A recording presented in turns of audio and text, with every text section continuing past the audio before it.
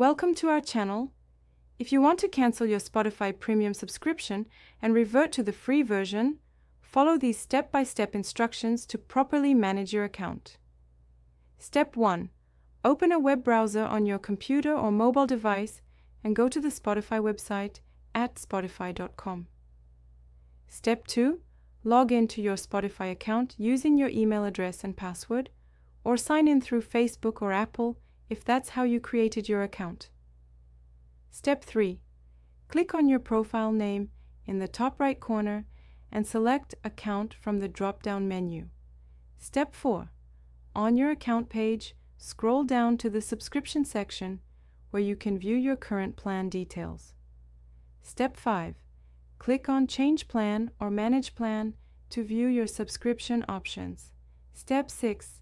Select Cancel Premium or Cancel Subscription. Spotify will show you what features you'll lose with the free version. Step 7.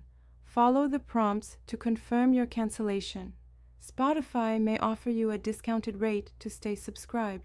Step 8. Complete the cancellation process. Your premium benefits will continue until the end of your current billing period, after which you'll automatically switch to Spotify Free. Don't forget to like this video and subscribe to our channel.